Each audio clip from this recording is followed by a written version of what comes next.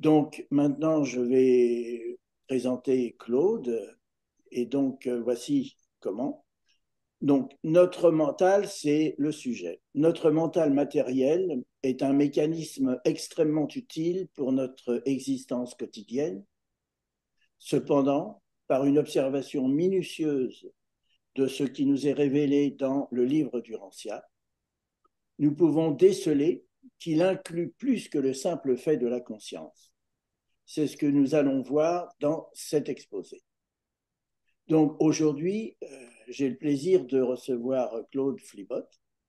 Claude est un étudiant du livre du Rancia depuis 1970. À la lecture de cette révélation, il a compris toute l'importance que ses efforts quotidiens d'être semblables au Père selon son ordonnance. Il a aussi intégré dans sa vie la nécessité de faire quelque chose pour le bien de toute l'humanité selon les attentes de l'être suprême. Dans son désir de servir et d'être utile au grand plan divin, Claude participe à 4 groupes d'études, dont 2 groupes en tant qu'animateur. Il est le rédacteur en chef du journal Réflectivité. Il est enseignant facilitateur pour l'école UBAS. Il a été nommé directeur du département linguistique français pour l'école UBAS. En plus, il a produit plusieurs documents au format PDF sur divers sujets urantiens téléchargés sur le site web de l'Association Urantia du Québec. Et il a écrit des articles pour les différentes publications urantiennes. Donc, la conférence d'aujourd'hui a pour titre « Le mental matériel ». Claude, c'est à toi. Merci, Georges, pour la présentation. Alors, bienvenue à tout le monde pour cette conférence. Vous l'avez sûrement remarqué, le livre du Rancia, il est très structuré. Alors, ça part de l'infini. Si on part si on le lit d'un couvert à l'autre, ça part de l'infini, puis ça va jusqu'à l'autre couvert au fini, ou de l'absolu vers le conditionné ou de l'éternel vers le temps. Alors, j'ai remarqué, vous l'avez sûrement tous remarqué, vous autres aussi, bon, il y a plusieurs auteurs dans le livre du Rancia et chaque auteur apporte ses lumières sur différents sujets. Et quand on rassemble toutes les informations d'un sujet précis ensemble, puis ça, je fais beaucoup ça. L'image que je me donne, c'est un casse-tête. Alors, il y a des morceaux du casse-tête qui sont répartis partout dans le livre. Et quand on récupère tous ces morceaux-là, qu'on les met ensemble, on réussit à avoir une image complète du sujet. Alors, c'est ce que j'ai tenté de faire avec le sujet de la conférence, qui est le mental matériel, le circuit mental qu'on se sert tous dans notre vie humaine. Alors, c'est ce que j'ai tenté de faire. Et puis là, ben, j'ai mis ça sous forme de vidéo. Alors, le vidéo dure 28 minutes. Alors, je vais faire comme vous. Je vais partager l'écran et démarrer la vidéo et je vais assister à ce que j'ai fait. Et je vous retrouve à la fin du vidéo pour la période de questions. Alors, bon visionnement.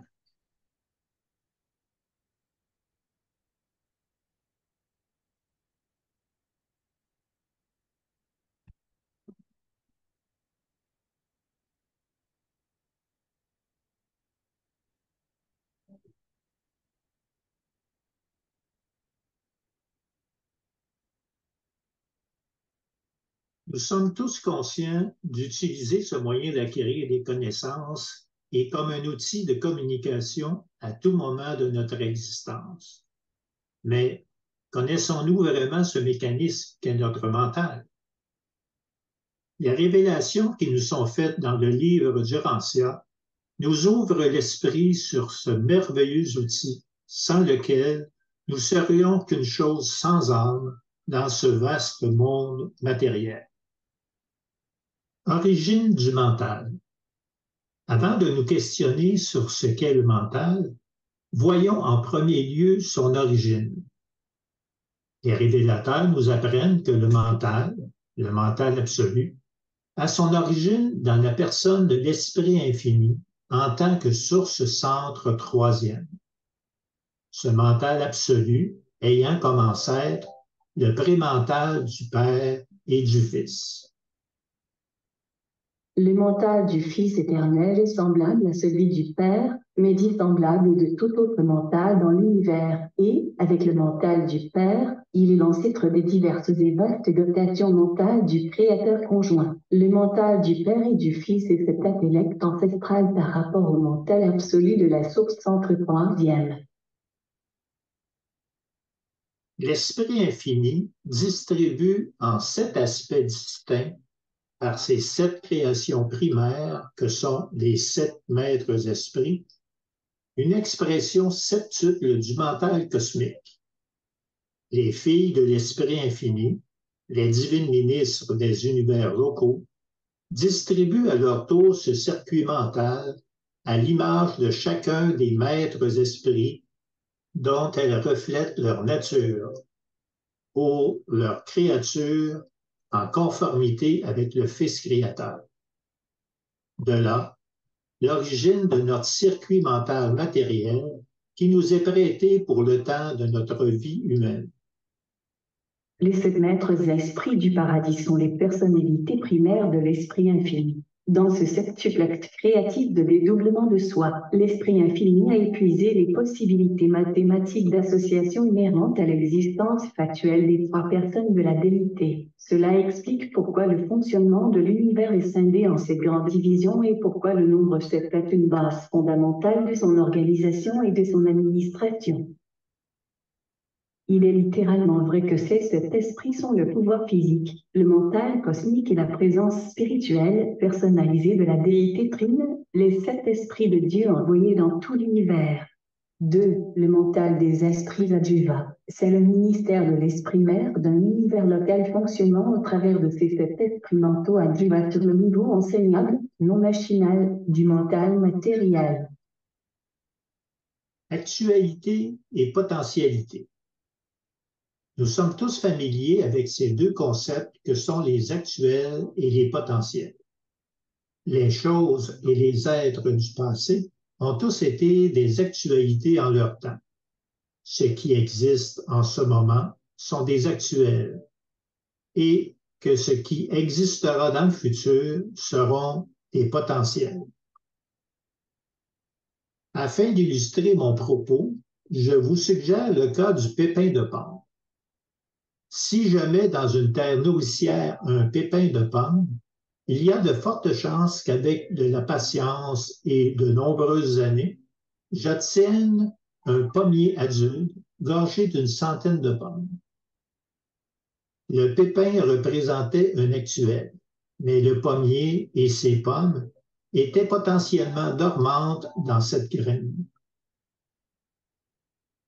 Selon ma compréhension de la révélation, il en va de même dans le mental humain. Il contient tout ce qui nous est nécessaire pour démarrer le processus de perfection de l'identité humaine à destinée de finalitaire. Le corps humain faisant office de terre nourricière pour cet esprit en devenir. Qu'est-ce que le mental matériel avec lequel nous interagissons? La première question à se demander serait de définir exactement ce qu'est le mental et sa fonction. Encore une fois, les révélateurs nous donnent une excellente description de ce qu'il est. Le mental, le mécanisme pensant, percevant et ressentant de l'organisme humain, le total de l'expérience consciente et inconsciente. L'intelligence associée à la vie émotionnelle s'élevant au niveau de l'esprit par l'adoration et la sagesse. Première phase du mental. La deuxième question à se poser se résume probablement à celle-ci. Quand recevons-nous notre circuit mental? Selon ce que j'en déduis des informations fournies par le livre d'Urantia, Je dirais que la potentialité de ce circuit existe au moment de la création de la vie dans le sein de la mère lors de la fusion du spermatozoïde et de l'ovule. Les porteurs de vie peuvent organiser les formes matérielles ou modèles physiques des êtres vivants, mais c'est l'esprit qui fournit l'étincelle initiale de vie et confère la dotation du mental. Évidemment, ce futur mental est une potentialité, car il a besoin d'un corps doté d'un cerveau pour entrer en fonction. Pour le moment, la programmation codée dans l'ADN, associée au mental cosmique et éventuellement au ministère des esprits mentaux adjuvants, suffit à construire la machine nécessaire à son activation. Voilà pour l'origine de notre corps matériel. La liaison entre le mental cosmique et le ministère des esprits mentaux adjuva donne naissance à un tabernacle physique convenant à l'être humain en évolution.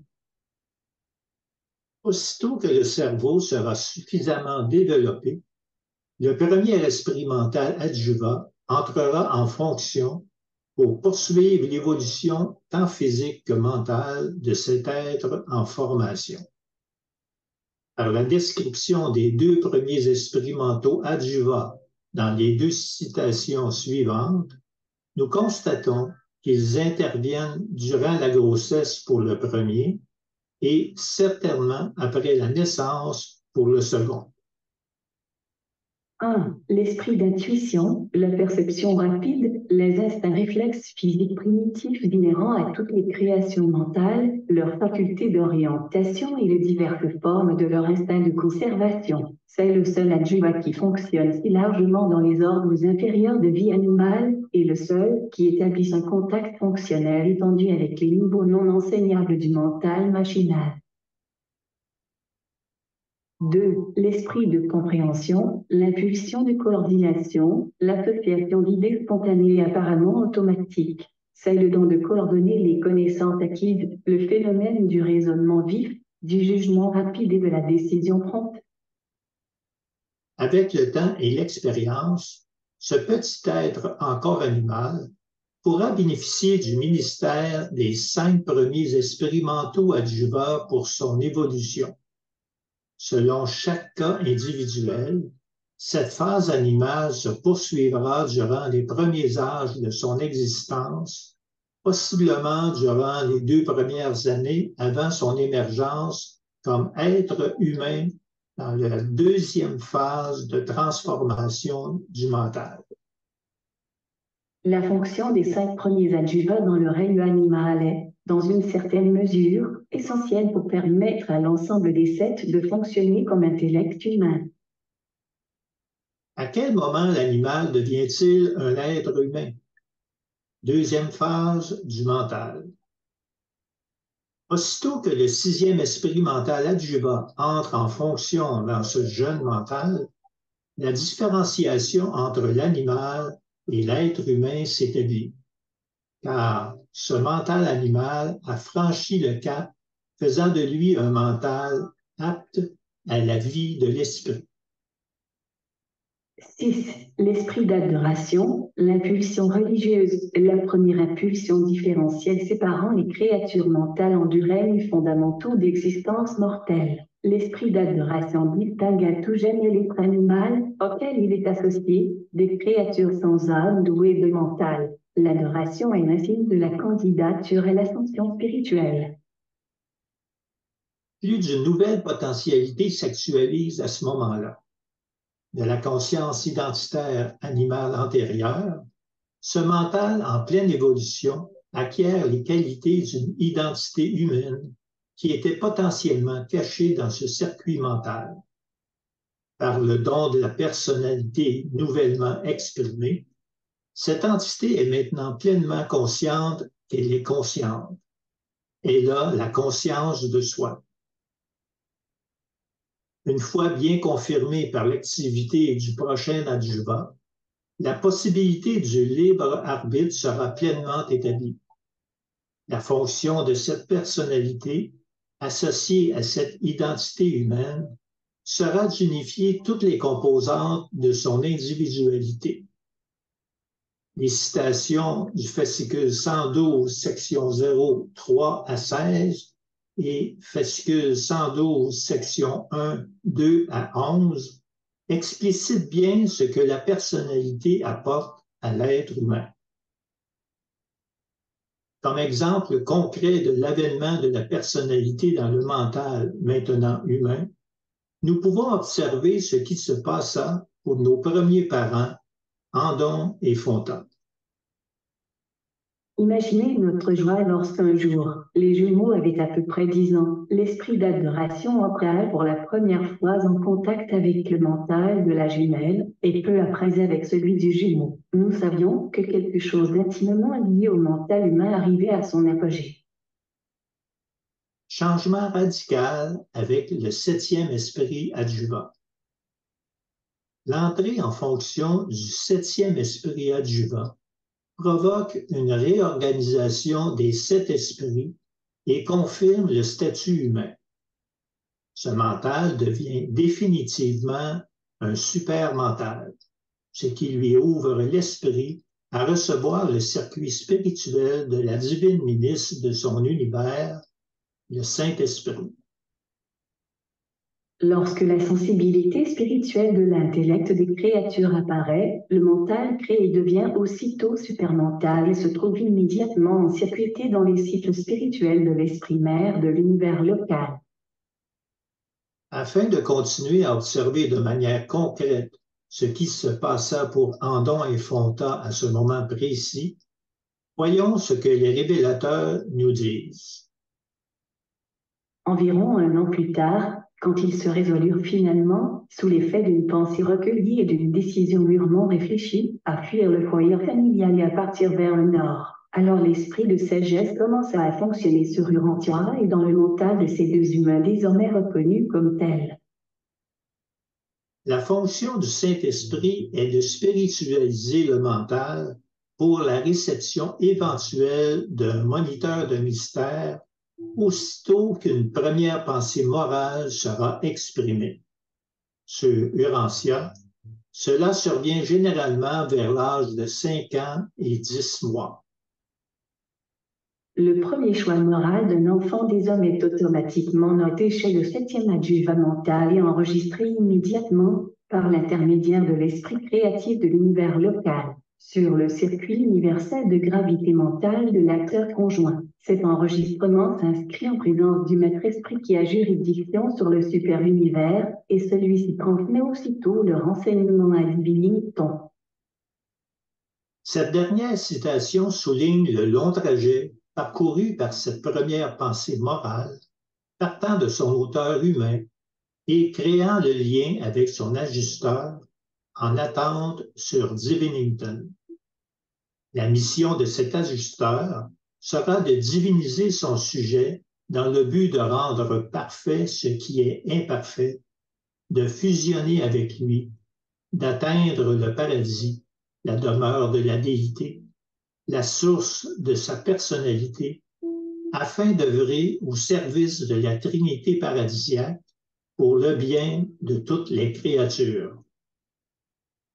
La relation entre le mental et l'ajusteur crée une nouvelle réalité.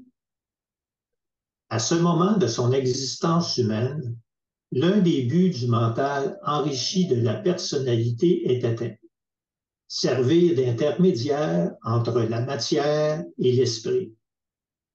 À l'image de ce qu'est le niveau d'existence moroncielle entre le niveau matériel et le niveau spirituel, la naissance de l'âme, issue de la relation entre le mental matériel de l'homme et la nature divine de son ajusteur, crée une nouvelle réalité mitoyenne de nature moroncielle.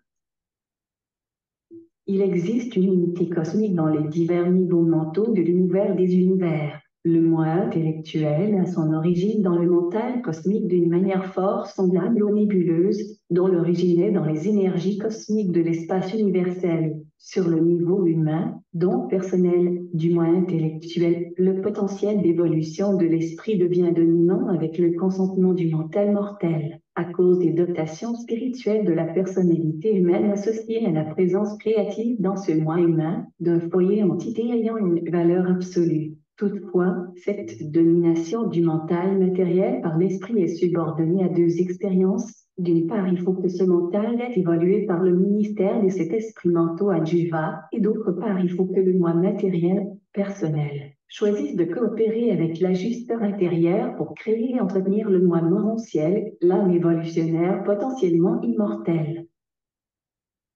Arrivé à ce stade d'évolution, l'on pourrait dire que cet être humain dispose de deux identités.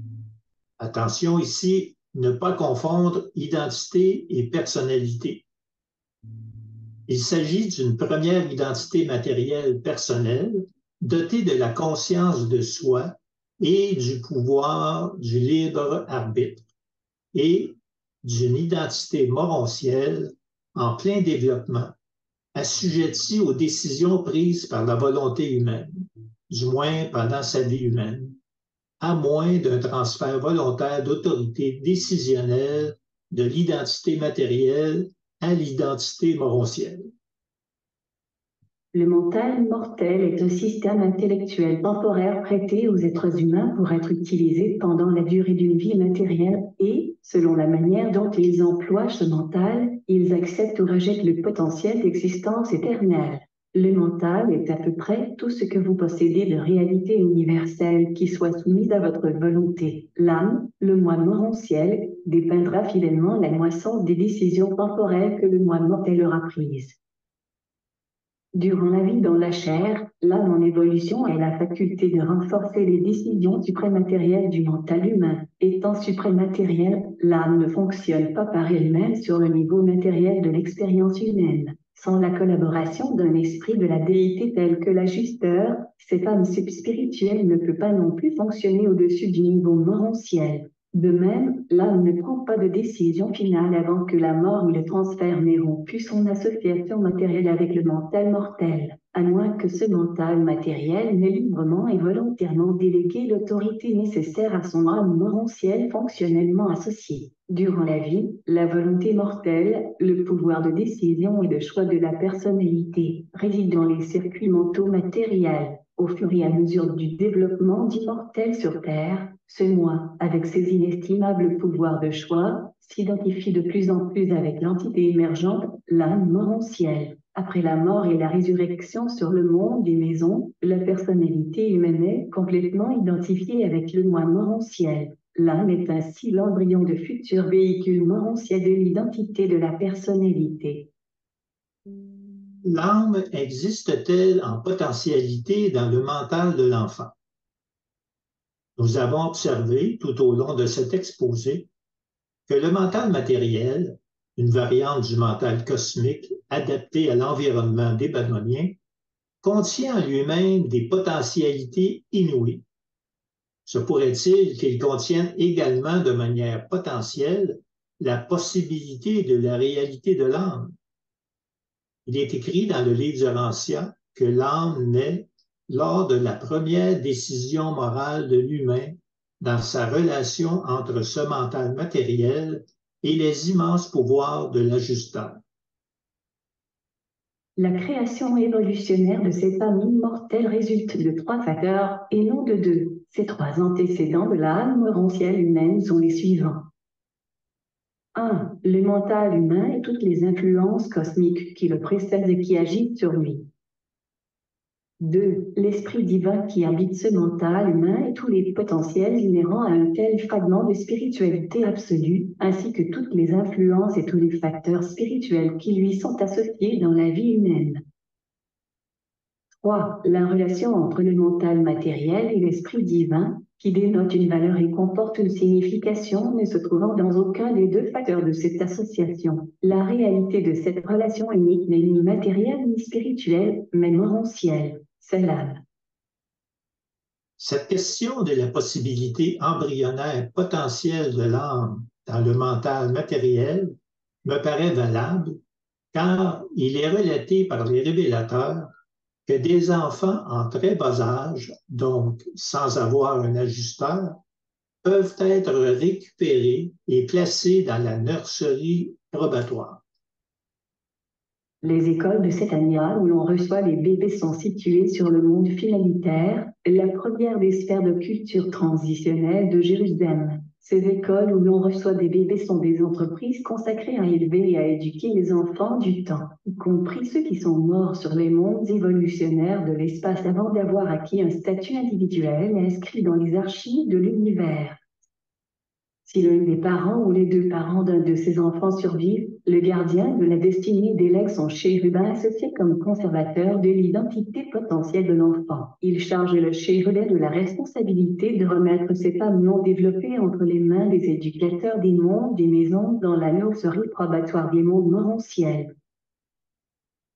En lisant attentivement ce qui nous est décrit dans cette citation, le chérubin devient le conservateur de l'identité potentielle de l'enfant.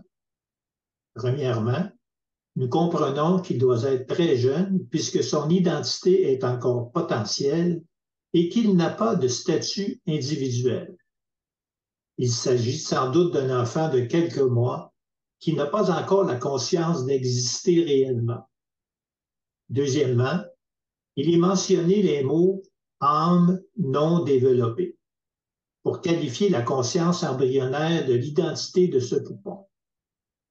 À moins que ce ne soit qu'une manière de s'exprimer qui équivaudrait au mot « enfant » pour le décrire. Ce que je doute, car les révélateurs sont habituellement plus précis que cela. Puisque nous avons l'habitude de considérer la naissance de l'âme par la relation entre le mental matériel et l'ajusteur, puisque ce bébé n'a évidemment pas encore d'ajusteur, comment peut-il avoir une âme non développée qui puisse être récupérée? Ma réponse logique serait que l'embryon d'âme existe déjà dans les potentialités de ce mental à cette identité matérielle encore potentielle.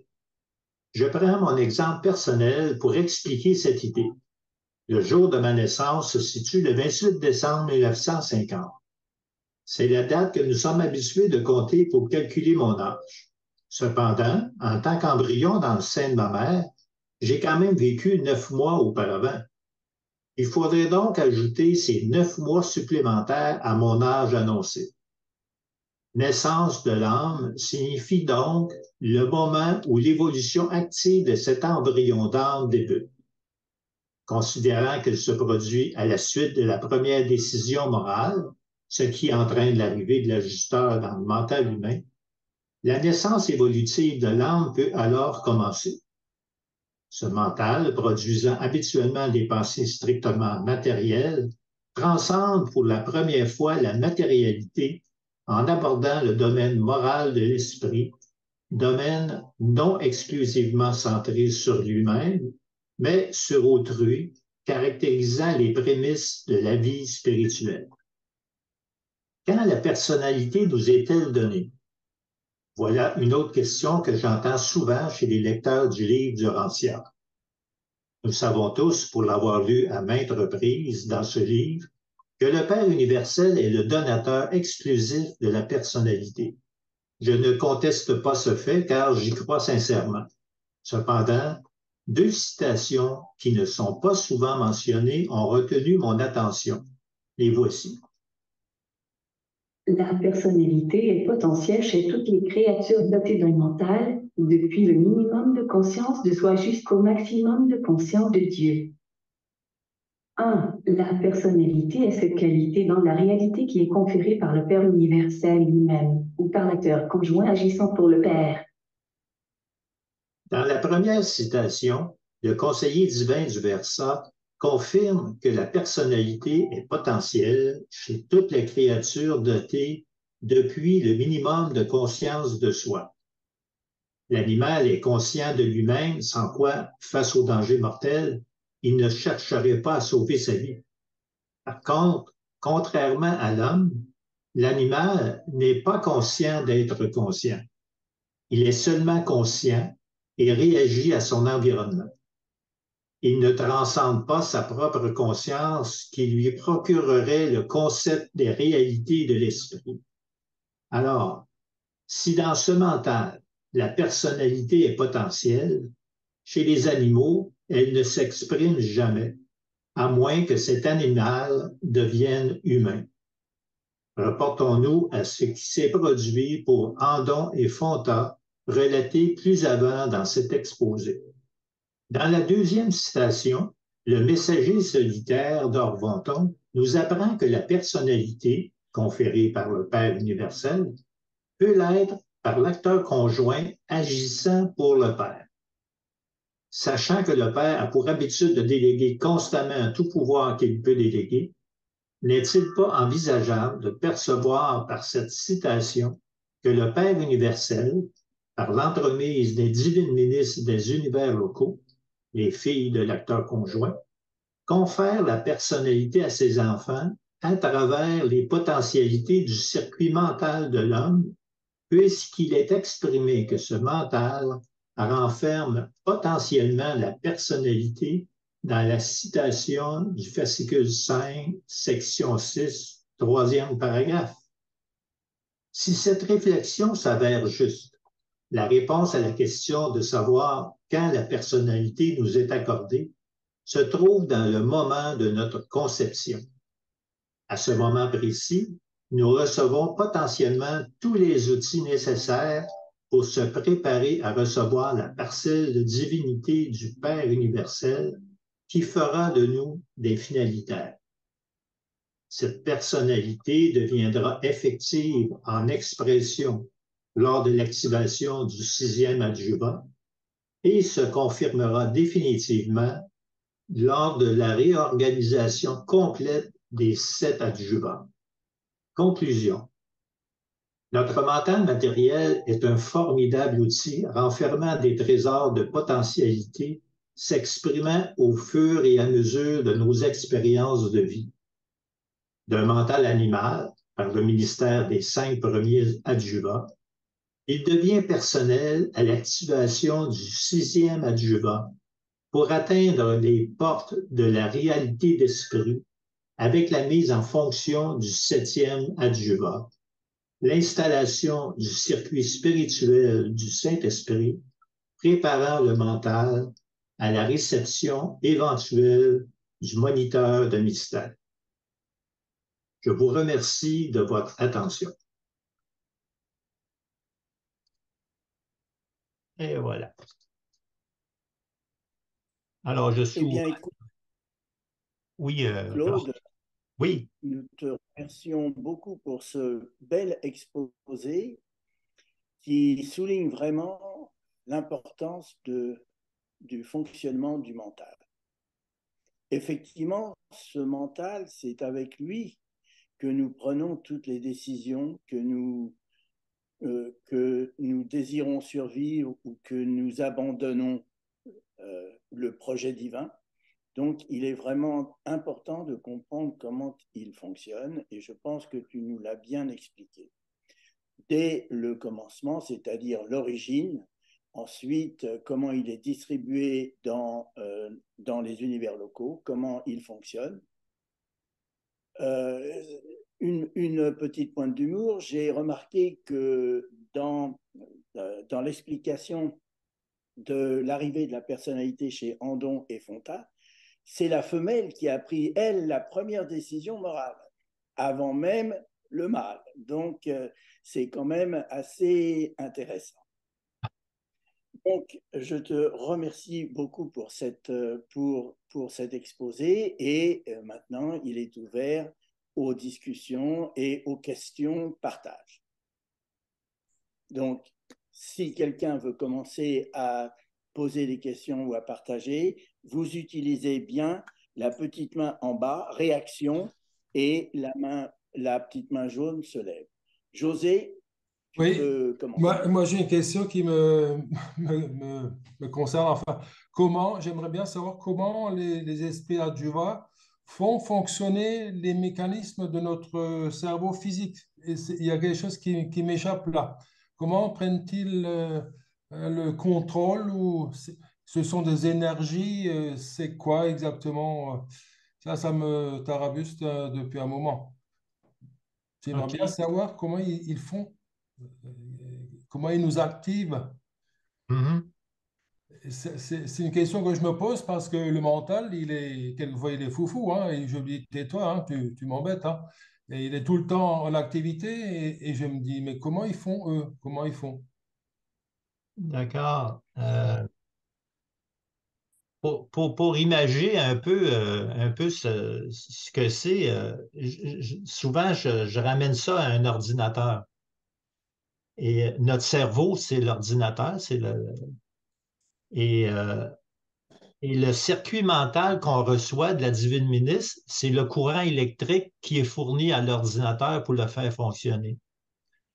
Et tous les programmes que l'on met dans notre ordinateur, que ce soit pour faire du traitement de texte ou un chiffrier ou quoi que ce soit d'autre, là.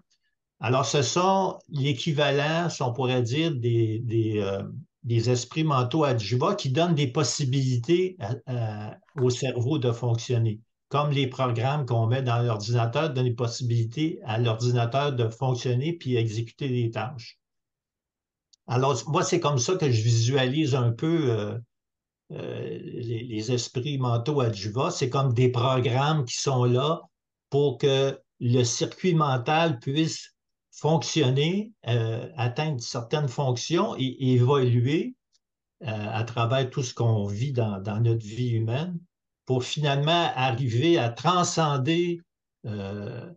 euh, à transcender le niveau animal dans lequel notre origine elle est, pour arriver justement arriver à l'esprit. Alors, c'est un processus évolutionnaire, hein? C'est comme ça que le Père a prévu, euh, a prévu la création. Alors, on commence avec ça, les adjuvas, et après ça, on va recevoir le circuit spirituel de la divine ministre, qui est le Saint-Esprit, qui lui prépare, va continuer la préparation qui a été faite par les esprits mentaux adjuvats, et va spiritualiser suffisamment ce circuit mental-là pour qu'on arrive à prendre à être conscient du-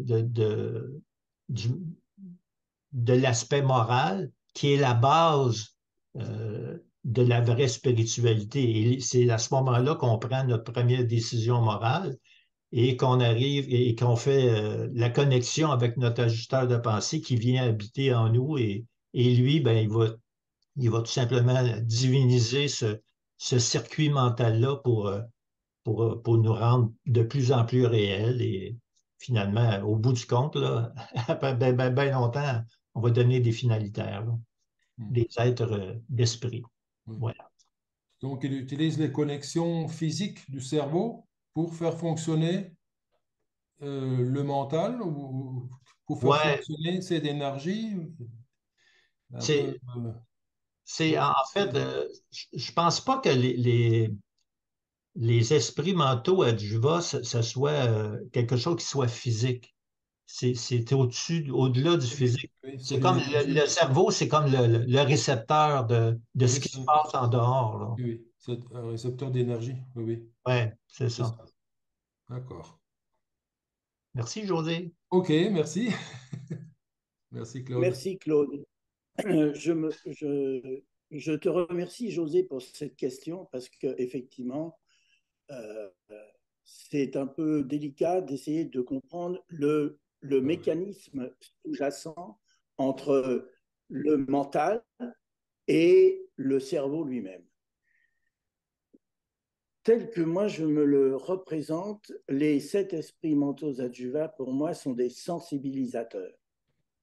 C'est-à-dire que dans une situation donnée, ils vont te sensibiliser à la réalité.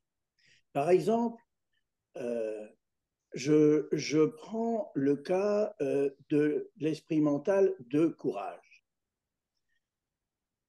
Il est là parce qu'il faut que l'homme humain puisse prendre des décisions en fonction des réalités et des situations qui se présentent. Et donc, il faut sensibiliser le mental à la situation. Par exemple, une possibilité d'éduquer ce mental par les esprits mentaux adjuvants, c'est lorsque tu es papa et que tu as un enfant à éduquer, plus tu vas le mettre dans des situations où il doit faire preuve de courage, et plus il va développer cette sensibilisation au courage. Donc, il y a là une méthode, une technique pour les 7 esprits mentaux adjuvants pour aider à la sensibilisation. Je ne sais pas si tu es d'accord avec moi, José et Claude. Donc, pour moi, ce sont des sensibilisateurs. Voilà. Mhm. Oui, ils utilisent toutes les connexions pour les exacerber et les élever. Ça doit être ça. Voilà. Gaëtan, tu peux intervenir? Oui, c'est une question assez pointue, en fait. Et dans le livre du Ranchon, on nous donne une petite référence sur la conscience. Moi, je crois que le mental, par lui-même, s'il ne contient pas les 7 esprits mentaux adjuvants, ne peut pas être la conscience en soi. La conscience que nous possédons d'être conscient. La conscience réflexive. Et cette conscience, pour moi, elle implique le fait qu'elle est constituée des 7 esprits mentaux adjuvants. Donc, les animaux n'étant pas conscients d'eux-mêmes sont quand même conscients, comme Claude l'a dit, et ils ont les 5 premiers esprits mentaux adjuvants. Par contre, nous, les humains, nous possédons cette super conscience, la conscience d'être conscient. Et dans le livre du Ranchon, on nous dit, la conscience humaine repose doucement sur le mécanisme électrochimique sous-jacent. Ça, c'est le cerveau électrochimique. Et touche délicatement le système énergétique morontiel spirituel sous-jacent. Alors, pour moi, si vous connaissez les principes de l'électricité ou de l'électronique, il y a ce qu'on appelle un phénomène d'induction. Aujourd'hui, en neurologie, on a identifié différentes parties du cerveau qui peuvent être, quand on les regarde, une expression, en fait, là où cette sensibilité des adjuvants prend contact avec l'être humain. Exemple, quand vous prenez le cerveau reptilien, ce qu'on appelle le système limbique, dans le système limbique, il y a 2 parties, 2 petites glandes qu'on appelle les amygdales. Et si vous regardez la définition qu'on en fait de l'amygdale, c'est le centre où on peut s'orienter, où on peut prendre, en fait, des décisions rapides. En fait, on est conscient de faits, d'actions qui échappent à notre conscience réflexive, mais qui touchent à l'instinct. Alors, le premier adjuva, il est celui qui est réellement là dans tous les êtres qui ont un mental et qui répondent en fait à des stimuli extérieurs qui pourraient mettre en danger la santé de l'individu ou de l'animal. Alors, c'est un peu comme si les mécanismes, c'est un peu comme en téléphonie, moi je travaillais en téléphonie, les mécanismes, c'est un peu comme quand vous regardez un téléphone, comment ça fonctionne, les anciens téléphones, il y avait 2 bobines de fil, et je me demandais tout le temps comment ça se fait que la voix, qui est une vibration électronique, en fait, elle est traduite, comment elle fait pour s'en aller dans une membrane qui va créer le son. Alors, c'est un phénomène énergétique qu'on appelle l'induction. Et c'est un peu comme ça que la conscience, le mental, agit sur le cerveau. C'est un phénomène d'induction, il agit délicatement, on dit ici, repose délicatement sur le mécanisme électrochimique sous-jacent. Alors, moi, je verrais ça comme ça. Par contre, je me questionne sur la présentation de Claude, sur quand ce premier adjuva arrive. Parce que l'embryon comme tel, quand on est conçu, il ne possède pas encore la structure pour abriter un mental. Alors, c'est des cellules qui se divisent et beaucoup plus tard, quand l'embryon est développé, le mental continue à se développer. En fait, on sait que le mental continue à se développer jusqu'à l'âge d'à peu près 21 ans. Mais tant qu'il n'a pas atteint l'âge de 5 ans, il n'est pas encore apte à recevoir les 2 derniers Rajuvas, à être réceptif plutôt aux 2 derniers Rajuvas. Alors, moi, je serais plutôt de la croyance, en fait, que le premier Rajuva vient en fonction quand l'enfant est détaché de la mère et là, qu'il peut lui-même être exposé aux éléments extérieurs. D'ailleurs, quand on observe un enfant, et si vous l'avez tous fait, un enfant naissant, si vous lui parlez, ou si vous le regardez qu'il va manger. L'adjuvat d'orientation ne fonctionne pas nécessairement bien parce que quand vous l'appelez, il tourne la tête de tous les côtés pour savoir d'où la voix vient. Alors, ce n'est pas encore adapté. Il n'est pas encore adapté. Ça ne veut pas dire que l'adjuvat n'était pas là présent, mais moi, je pense qu'il commence à fonctionner au moment de la naissance. Parce que l'idée de dire que le mental rentre en fonction au moment où l'enfant est créé, en fait qu'il est possible, et que la personnalité est déjà là, imaginez tous les ans, toutes les personnes qui ont eu recours à l'avortement. Dans quelle situation morale ça les place? Alors, c'est une question en fait, quoi qu'il doit être laissé à chacun, mais qui est très délicate dans l'expression, dans la réponse qu'on peut lui donner. Alors, merci Claude, ça m'a fait penser à beaucoup de choses. Et, en fait, on a chacun notre idée sur ce qui est le mental, pour ceux qui ont réellement étudié ce qu'il était, mais souvent, on peut observer les fonctions du mental, de la conscience, dans la réalité de l'enfant quand il grandit, regarder ce qui se produit en lui pour voir où les adjuvats prennent fonction. Alors, merci. Okay. Merci Gaétan. C'est la question que tu as apportée, ça me fait penser un peu à un poisson qui se demanderait quand est-ce que l'eau est arrivée. Pourtant, c'est un poisson, il vit dans l'eau, là. Les circuits, les esprits mentaux adjuvats font partie du circuit de l'esprit mère de notre univers local. Et on sait que l'esprit mère de notre univers local, elle est partout dans l'univers de Nébadon. Alors, moi, je pense que à partir du moment où il y a les prémices d'un cerveau suffisamment développé pour que le premier adjuvat puisse entrer en contact, ben, il est déjà là présent partout dans notre univers. Alors, à quel moment il prend contact avec ce petit cerveau-là qui est en train de se développer, je ne peux pas dire. On peut avoir chacun notre idée, puis c'est parfait comme ça. Chacun peut imaginer à quel moment ça se produit.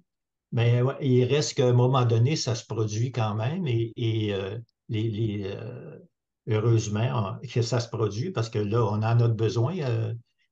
Puis, on sait que, bon, le premier adjuvat, c'est l'orientation, tout ça, comme tu l'as mentionné, Gaétan, mais on sait que dans le ventre de la mère, le bébé, il y a un certain sens d'orientation, il peut se tourner, il peut même prendre son pouce puis sucer son pouce. Il est capable de trouver sa bouche, là, puis il suce son pouce. Alors, il y a déjà un certain sens d'orientation qui se manifeste à ce moment-là, pendant qu'il est encore un embryon. Alors, et pour ce que tu as touché, le côté plus émotionnel du fait des avortements, tout ce qui est inclus dans le circuit mental, c'est tout potentiel. Ce n'est pas là. Ce n'est pas là réellement. Ce n'est que des potentialités. Et si ça ne se développe pas, ben, ça n'existe pas en réalité. Donc, une femme qui avorte, moi, je pense qu'elle n'a pas vraiment à se sentir coupable parce que ce n'est pas un être humain en tant que tel parce que je pense pas qu'une femme avorte pour le plaisir d'avorter. Je pense que c'est soit une condition médicale, c'est soit bon, ils ont des bonnes raisons. Moi, je suis pas une femme, je suis un homme, mais j'avorterai pas pour le plaisir d'avorter, là. Fait que c'est une grande responsabilité. Puis si la femme elle juge qu'elle ne peut pas avoir un enfant, ben pour l'instant, ce qu'elle avorte, ce n'est pas un être humain en tant que tel. Il n'est pas encore un être humain, ce n'est qu'une potentialité, là. Alors, je pense pas qu'il y ait de culpabilité à traîner au bout de ça. Si je pense à ma mère a jamais avorté, sauf qu'elle a fait des fausses couches. Et euh, est-ce qu'on peut culpabiliser ma mère d'avoir fait une fausse couche? Non, c'est arrivé comme ça et voilà. Alors, c'est ce que je voulais dire. Merci, Claude.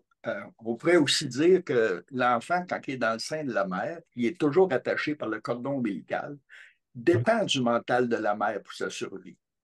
Hmm. Et aussitôt que le cordon est coupé, là, l'enfant se met à respirer, mais il ne respire pas avant. Ouais. Alors, sa survie dépend toujours de la mère et de son mental. En fait, c'est là que c'est la mère qui prend les décisions. Alors, ça Ouais. peut amener d'autres pistes de réflexion, mais je te remercie de ta réponse. OK. Merci, Gaëtan. Ça me fait penser, ce que tu dis aussi, c'est que un enfant qui meurt en très bas âge, il est dépendant encore de ses parents pour la nurserie probatoire. Il faut que les deux, au moins un des deux parents survive pour que l'enfant puisse aussi survivre. Alors, on voit que cette dépendance-là, elle se poursuit même après la mort. Merci. Merci, Claude. Dominique?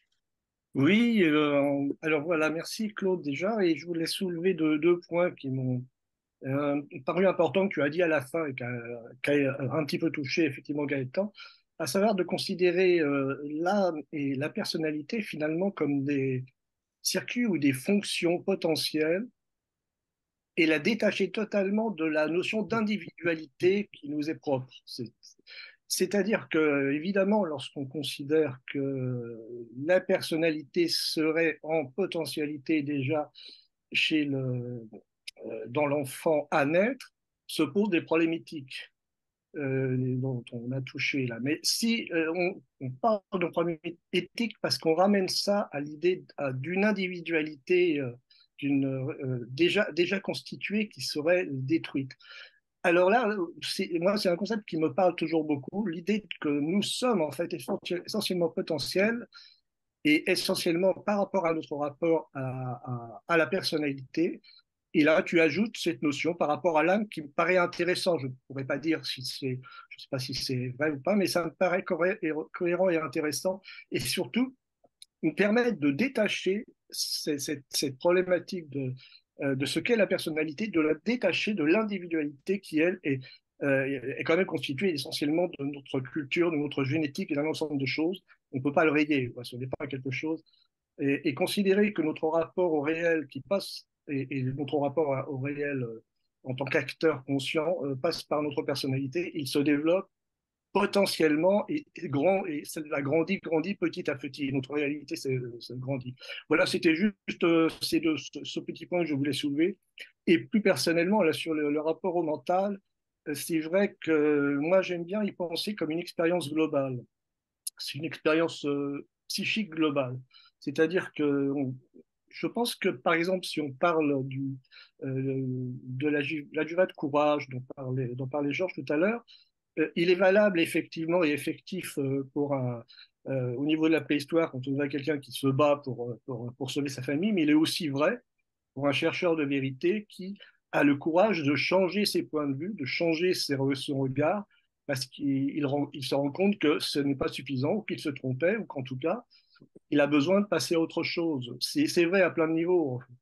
Tout le monde sait qu'en fait, on est pétri d'habitude, on aime bien penser les mêmes choses, on aime bien dire les mêmes choses, on aime bien écouter les mêmes choses. Et la notion même d'évolution, de progression et de remise en question n'est quand même pas une fonction naturelle, si ce n'est par la destinée de la vie. Voilà, donc ça me paraît intéressant de penser aussi à la vie psychique comme une expérience globale, dont finalement les adjuvats dont on parlait un peu comme des émetteurs ou des fonctions sont utilisables à divers niveaux. On peut avoir une intuition spirituelle, il y a effectivement l'intuition primaire. On peut avoir un courage physique, on peut avoir un courage intellectuel. On peut avoir une volonté de connaissance à un certain niveau d'analyse. Mais si tout ça n'est pas globalisé dans une expérience globale, on peut partialiser notre rapport au monde et là, on devient soit trop intellectuel, soit trop émotionnel. Voilà. Donc, c'est comme ça que je le comprends et que j'expérimente ma vie intérieure. Voilà, c'était juste ça. Merci. OK. Merci, Dominique. Si j'ai bien compris ton intervention, c'est qu'il y a une différence entre l'individualité et la personnalité. L'individualité, c'est ce qui nous caractérise. Alors, l'individualité qu'on a, d'abord, on l'a hérité par nos parents, l'hérédité biologique qui va constituer une partie de notre identité. Il y a aussi la culture dans laquelle on baigne, euh, tout ce qu'on vit dans notre vie de tous les jours, les décisions qu'on prend. euh, alors, tout ce qui nous identifie, c'est ça notre individualité. La personnalité, la caractéristique principale de la personnalité qu'on reçoit du Père, c'est d'unifier toutes les constituantes de notre individualité. Alors, c'est sûr que ici, on mélange souvent, on dit, ah, regarde, telle personne a une belle personnalité, mais en fait, c'est une individu, on fait référence à l'individualité bien plus qu'à la personnalité, là. La personnalité, c'est ce qui englobe tout ce qui est l'individualité. Et l'âme, c'est c'est ce qui va se produire dans la relation que nous avons en utilisant notre circuit mental, matériel. C'est dans cette relation qu'on a avec notre agiteur, qui est la divinité en soi, qui produit l'âme. C'est comme biologiquement parlant, si on veut ramener ça à quelque chose qu'on connaît, le spermatozoïde qui rejoint l'ovule, puis ça va former un autre être humain potentiellement. Alors, notre âme, c'est l'union de notre relation que nous avons grâce à ce circuit mental-là avec la divinité qui est là en nous. Et c'est ça, ça va être ça notre âme. Et l'individualité matérielle qu'on a, on la transfère dans cette âme-là, éventuellement, soit qu'on le fait pleinement, comme c'est mentionné dans le livre d'Horatia, pendant notre vie, on prend cette décision-là, ou à notre mort, notre individualité est transférée complètement. Le corps est plus là. Ça fait que notre individualité ne peut plus être attachée à quelque chose qui n'existe plus.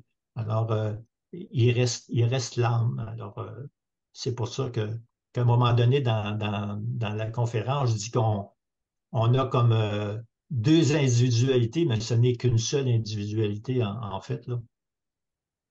Voilà, je ne sais pas si j'ai répondu à ta question, Dominique, là, mais Non, mais c'était plus un accompagnement sur ce que tu avais dit. J'avais pas spécialement de questions là-dessus. Là, on est assez d'accord sur.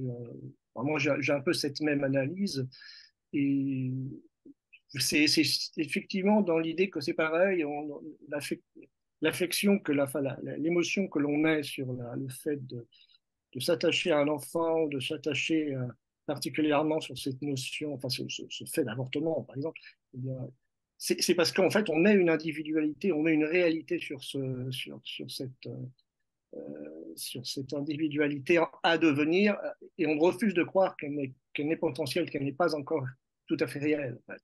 C'est ça qui est un petit... Enfin, moi, c'est comme ça que je comprends, et c'est ce qui fait qu'on a du mal à accepter et analyser parce qu'on ne veut pas se considérer comme potentiel, on veut se considérer comme actuel, c'est beaucoup plus sympathique. ouais.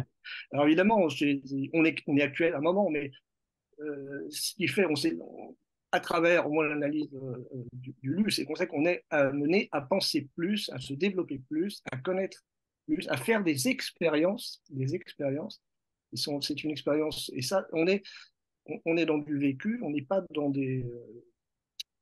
on est en développement, voilà. Donc oui, je suis d'accord avec toi là-dessus. Mais c'est vrai que ce sont des notions qui sont un petit peu délicates parce que parce qu'en fait, à un moment, on ne sait plus où on en est. Parce on dit, mais qui je suis si je ne suis pas ma personnalité, en gros. Enfin, on devient un peu bizarre. On ne devrait pas trop se poser ce genre de questions, mais on devrait sentir, pas personnellement qu'en nous, on a une force qui nous permet d'aller plus loin, de nous coordonner, justement, et de mettre un petit peu en, en équilibre toutes ces forces contraires qui nous habitent. Et c'est ce que j'appelle pour moi la personnalité. Donc, c'est ce qui nous permet d'aller plus loin. Voilà, merci en tout cas. Oui, merci Dominique. Ça m'a fait penser à ce que tu dis, à l'être suprême. L'être suprême, là, ce qui va être actualisé, c'est il va avoir en lui-même la totalité de toutes les expériences du fini possibles. Et ce que nous faisons dans notre vie de tous les jours, c'est que nous faisons justement ces expériences-là. Et si, mettons, moi, je ne survis pas, ça veut dire que les expériences que j'ai faites, ben, c'est mon ajusteur qui va les conserver en lui-même. Ma personnalité qui est quelque chose de déifié, ben, elle va être inclue dans l'être suprême. Et finalement, je n'aurais pas participé à l'actualisation du suprême en tant que moi, Claude Philibot. Mais il y a quelqu'un d'autre à un moment donné qui va faire une expérience semblable et qui va compléter ce que l'être suprême doit arriver à actualiser pour pouvoir s'exprimer à un moment donné, là, à la fin du deuxième âge. Là. Alors, ce que je voulais dire par ça, c'est que potentiellement, nous sommes tous des créateurs de l'être suprême. Ben, ça se peut qu'on ne réussisse pas, mais il y a quelqu'un d'autre qui va le faire pour nous à ce moment-là. Ben, pour nous, qui va réaliser la partie que nous, on n'aura pas fait à ce moment-là. Alors, potentiellement, on a des choses à faire, mais ça ne veut pas dire qu'on va les réaliser, là, mais je souhaite qu'on les réalise tous, évidemment, puis qu'on actualise ce fameux être suprême-là. Voilà. Alors, Claude, Oui. il y a d'autres questions qui attendent. Alors, Gilles, tu veux intervenir? Oui, merci Claude et je salue tous les participants à cette conférence. Moi, c'est ce qui m'interpelle encore. Là, j'ai encore des zones grises au sujet du mental, etc. Puis c'est le fun parce que ça me permet d'y réfléchir encore. Mais ce qui n'est pas gris, par exemple, dans la conférence, dans ce mental que décrit le livre du Rantia, comment ça fonctionne, ben, ça fait un pied de nez à tous les films d'horreur qu'on peut voir à la télévision ou ceux qui ont des craintes au sujet de l'intelligence artificielle qui pourrait un jour prendre le contrôle de l'humanité. Alors, si on comprend bien c'est quoi le mental, ben, le mental ne peut pas voyons, progresser dans des mécanismes qui ne sont pas biologiques. Ça fait que je trouve que ce serait peut-être, moi, c'est un soulagement d'avoir cette conscience que ça vient, ça vient de la divine ministre, les adjuvas, le commencement du mental personnel, puis ça ne peut pas se développer dans un mécanisme physique. Là, alors, moi, c'est ce côté-là qui est vraiment pas une zone grise, là. C'est vraiment aussi avec la personnalité, c'est un don du Père. Alors, c'est doux pour ma pensée, voir ça de même. Alors, je te remercie, Claude. Il y a encore un petit peu d'interrogation là, au sujet, justement, de la venue de la personnalité, etc. mais c'est un petit peu secondaire, là. Je laisse ça à Dieu, parce que c'est lui qui nous donne ce don-là. Alors, regarde, on va peut-être avoir des réponses un petit peu plus tard, là, dans nos vies futures, là, dans les mondes de maison, etc. Alors, merci pour ton exposé, c'était intéressant. Alors, bonne journée à tous. Merci, merci Gilles. Au sujet de l'intelligence artificielle, j'avais lu en quelque part que, à propos du danger que ça pourrait représenter, la personne disait, ben, on a juste à tirer à la plug.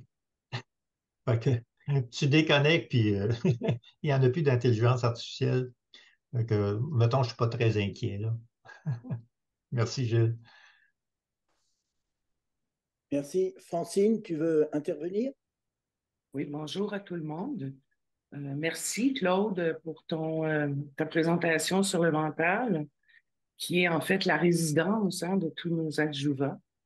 Pour moi, c'est pas important de savoir quand est-ce qu'ils arrivent, quand est-ce qu'ils apparaissent. Il y a trop de théories qui circulent, il y a trop d'idées qui circulent, puis pour moi, c'est pas ça qui va me faire évoluer et avancer. Donc, c'est pas vraiment important. Par contre, ce qui est important, c'est comment ils fonctionnent, puis comment je peux m'en servir. Je pense que les 5 premiers adjuvants sont peut-être, oui, contrôlés par le circuit mentaux des adjuvants parce que, bon, on n'est pas conscient toujours du circuit par exemple, de l'adjuvat de courage, oui, mais disons d'orientation. Hein? On y pense pas, puis on s'en va dans la direction où on veut aller. Par contre, je crois que les 2 derniers adjuvants sont là, potentiels, mais pour les actualiser, les 2 adjuvants de sagesse et d'adoration, il faut une action de notre part. L'adoration ne viendra pas si nous, par notre libre arbitre et notre choix, qui est stimulé par notre foi, en fait, d'utiliser ces 2 adjuvants. Donc, ces 2 adjuvants-là nécessitent notre collaboration de l'être humain pour fonctionner. C'est ce que je voulais dire. Et la deuxième chose, j'ai entendu quelque chose qui disait que par rapport à la nurserie probatoire, si les parents ne survivaient pas, les enfants non plus. Je pense pas. Je pense que j'avais compris dans ce que j'avais lu que dans la nurserie probatoire, les enfants, si les parents survivent, vont être rattachés à leurs parents. Mais sinon, ces enfants-là, qu'est-ce qui se passe avec les gens qui n'ont pas eu d'enfants? Ils vont apprendre à devenir parents avec les enfants de d'autres dans la nurserie probatoire. Alors encore un gros merci, Claude. Merci, Francine. Si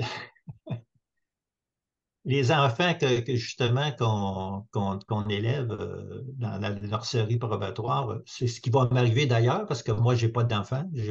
Malheureusement, je ne suis pas papa. Alors, je vais sûrement avoir comme tâche d'élever des enfants, soit dans la nurserie probatoire, soit sur Jérusalem en collaboration avec les Adam et Ève. Là.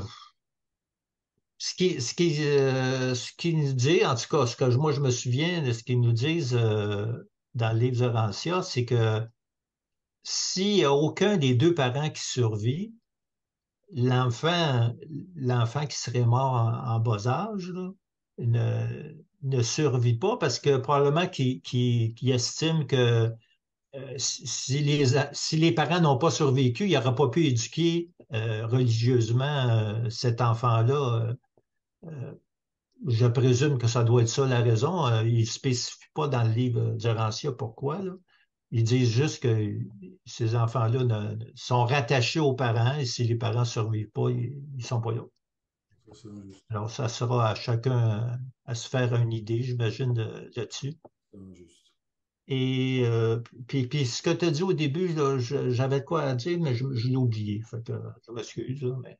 Ce que je disais, en fait, c'est que les 5 premiers adjuvants sont là sans qu'on ait besoin de rien faire avec, sauf le courage peut-être, mais par rapport que les 2 autres sont vraiment de notre ressort. Ils ne fonctionnent pas tout seuls si nous, on n'y accède pas. Oui, c'est justement, c'est à propos de ça. Le nom qu'ils ont donné aux esprits mentaux adjuvants, comme l'adoration, qui est le sixième adjuva. Nous, on a dans notre tête adoration, on adore le Père, bon, la déité, et on sait ce que ça veut dire aujourd'hui. Mais quand on regarde, quand que Fonta, elle a fait fonctionner son circuit d'adoration, c'était pas tourné vers Dieu, là, c'était quelque chose de bien plus correspondant à son niveau de vie actuel là, qu'elle vivait à ce moment-là. Alors, puis quand on lit sur les hommes primitifs, cet esprit-là, c'est pas, ils n'ont pas le concept de Dieu encore, là, mais ça s'en va vers ça. Alors, il faut faire attention, les termes qui ont été donnés, nous, on y attache une signification qui n'est pas forcément ce que ça représente réellement, là. Alors, en tout cas, tu vérifieras avec Fonta la décision qu'elle a prise. C'était de s'éloigner de sa famille animale, là. Alors voilà. Merci, Francine. Merci, Claude. Maurice, tu veux intervenir? Oui, j'avais une petite observation à faire. Si Ève n'avait pas été consciente de la grande valeur du fœtus qu'elle portait, ben, elle avait assez de connaissances des plantes pour se faire avorter. Mais elle a choisi de ne pas le faire, alors il doit avoir une raison.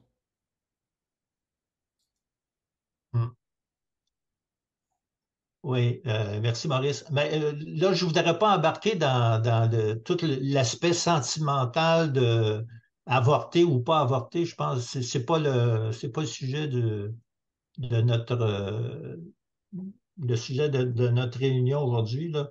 Je vais laisser ça aux femmes. Ça fait partie de leur corps, ça fait partie de leur décision. Et moi, je ne suis pas une femme pour décider. Je, je, je pense que ça appartient aux femmes, bien plus qu'aux hommes.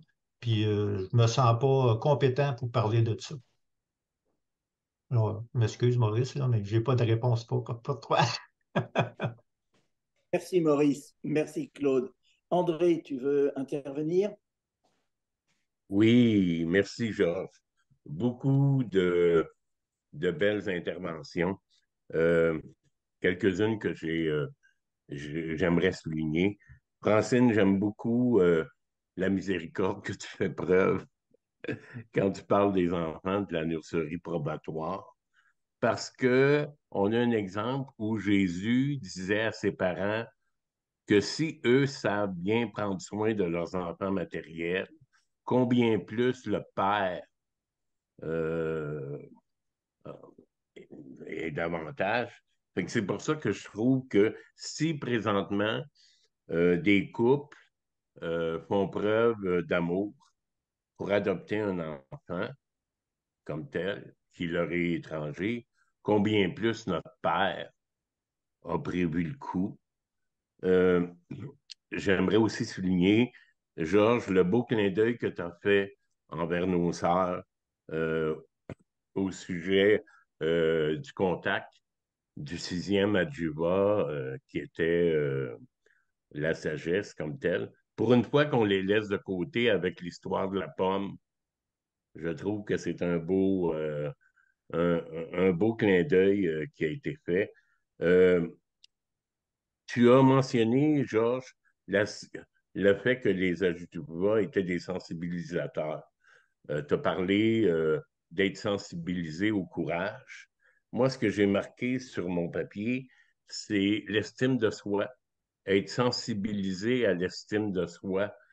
Qu'est-ce qui manque présentement dans notre rapport avec les ajusteurs pour que l'estime de soi soit si pauvre sur la planète comme telle?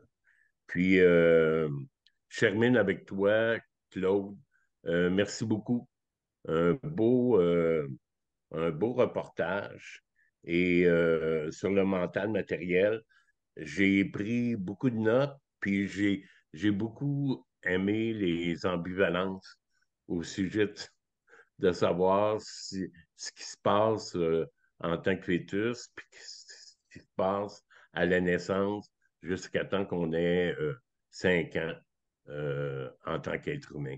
Merci beaucoup pour l'opportunité de cette conférence, Claude. Merci, André. Puis, Georges, la patate chaude, c'est toi qui l'as, là. Vas-y.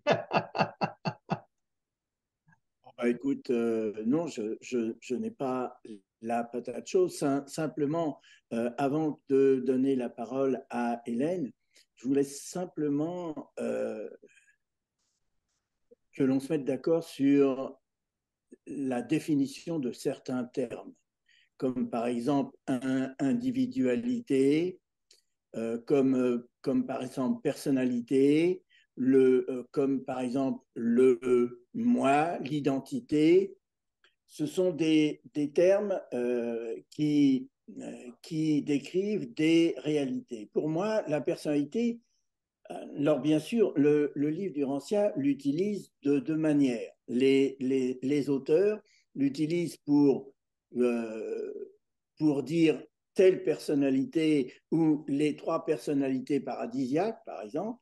Donc là, il s'agit des personnalités en tant que personnes, mais dans le fascicule 112, on nous explique bien que la personnalité, c'est une qualité. C'est une qualité, et comme Claude l'a effectivement dit, c'est une qualité dont dont le but est d'unifier toutes les composantes de notre identité et de notre individualité.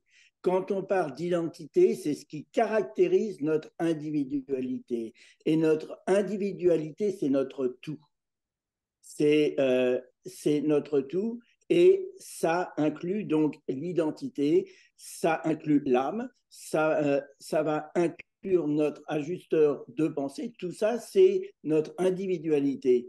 Mais notre identité, elle est temporaire. C'est-à-dire que celui qui détient l'identité éternelle, c'est notre ajusteur de pensée. Et quand on fusionne avec notre ajusteur de pensée, alors on devient un vrai citoyen cosmique. Tant qu'on n'a pas fusionné, notre identité, elle n'est pas encore déterminée. Elle est potentielle, elle est là en tant qu'identité matérielle, puis identité morontielle, mais si on ne survit pas, notre identité disparaît. Donc, il fallait un peu clarifier toutes ces notions de terminologie qui me semblaient être importantes. Hélène, si tu veux intervenir. Oui, Claude, merci beaucoup pour ta conférence. J'admire beaucoup chez toi ta facilité à aller chercher les citations appropriées là, pour présenter un tout. Alors, partout dans le livre du Rancia, là, ça indique que tu connais beaucoup le livre du Rancia. Moi, ce que je veux surtout vous suggérer, j'ai une lecture à suggérer suite au questionnement de José tantôt par rapport au contact des adjuvants avec le cerveau. Dans le journal IUA de mai 2023, alors il y a eu un excellent article, ça s'intitulait « Apprendre à mieux se connaître, les bases neurophysiologiques de la maîtrise de soi ». Alors, ça va beaucoup aider à comprendre la relation entre les adjuvants et puis le cerveau. Alors, je vous le dis, c'est le journal IUA en mai 2023. Alors, bonne lecture. Merci de nouveau, Claude. Merci beaucoup. Merci, Hélène, pour l'information. J'irai voir ça sur le site web. Là. Alors, Claude, avant de terminer notre réunion, j'aurais une question à te poser. Et il s'agit de la question, on nous explique beaucoup dans le livre du Rancia, et tu l'as donné dans la définition du mental, que le mental peut se spiritualiser. Alors j'aurais voulu que tu nous expliques un petit peu ce que ça veut dire que spiritualiser son mental. Oui, ben, le mental, c'est l'outil, hein, en fait, c'est une façon de parler, là, spiritualiser le mental. Euh, Si moi, je suis charpentier, mettons, et j'ai des outils pour travailler, mes outils me permettent à moi, qui est la personne, d'évoluer puis de faire des choses, des belles choses grâce à ces outils-là. Alors, le mental, c'est l'outil qui nous est donné, mais c'est sûr que ce qui se spiritualise, qui va devenir esprit, ben, c'est nous, c'est ce que nous sommes, et c'est notre âme qui là, on va passer de matériel à morontiel par l'âme, et l'âme va devenir spirituelle, éventuellement, bon, esprit de premier stade, deuxième stade, rendu jusqu'au paradis, on va être rendu des esprits du sixième stade, là. Alors, c'est soi, c'est nous qui se spiritualisons. En fait, c'est d'accéder à la vraie réalité, hein, parce que la vraie réalité, c'est la vie de l'esprit. Et la réalité matérielle, telle qu'on la vit, c'est temporel. La vie de l'esprit, c'est éternel. Alors, c'est à ça qu'on est appelé, à être des esprits.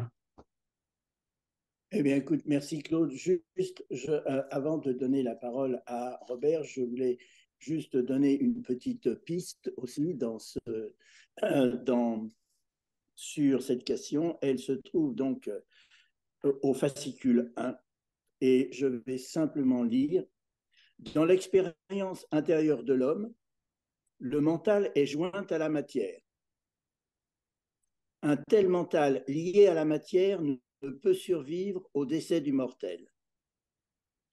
Pour embrasser la technique de la survie, il faut effectuer les ajustements de la volonté humaine et les transformations dans le mental mortel par lesquelles un intellect conscient de Dieu se fait enseigner graduellement et finalement conduire par l'esprit.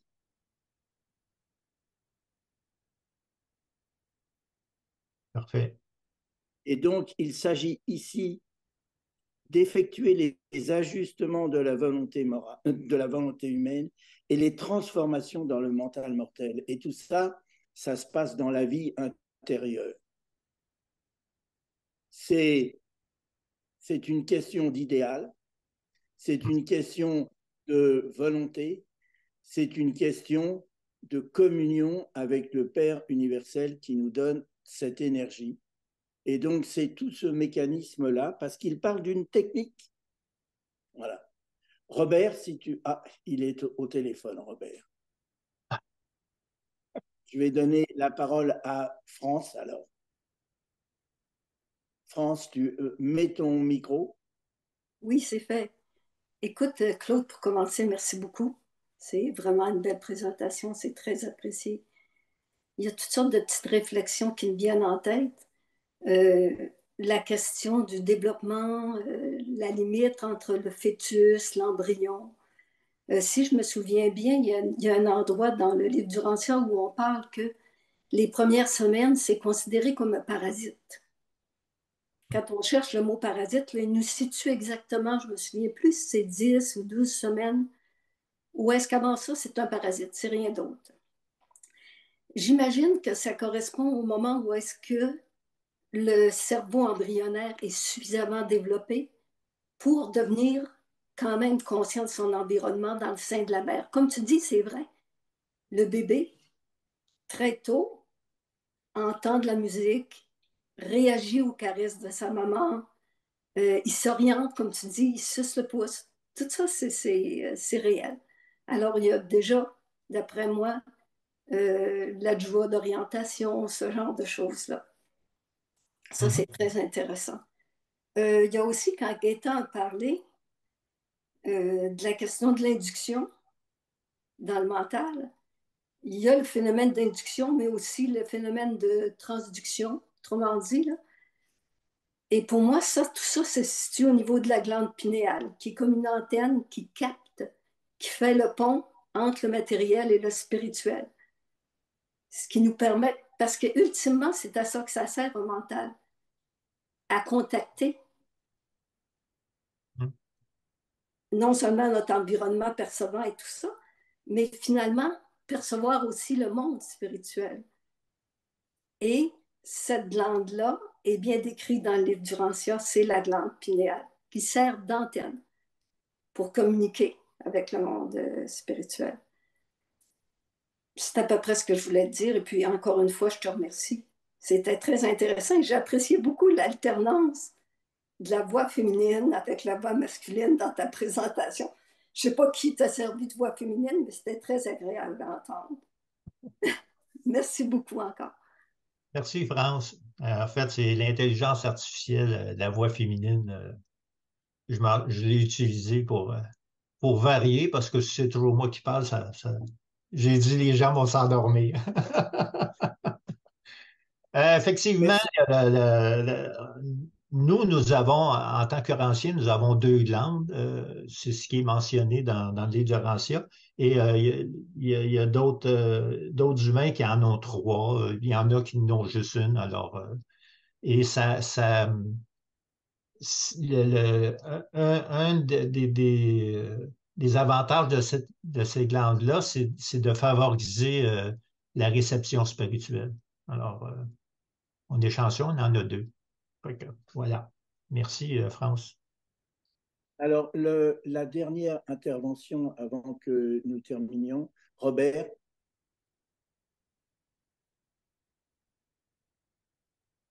Oui, merci, Georges.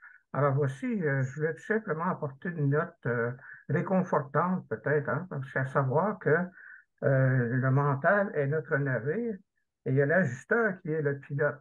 Alors, on peut facilement faire appel à l'ajusteur quand on a des petits questionnements ou des doutes ou des peurs même.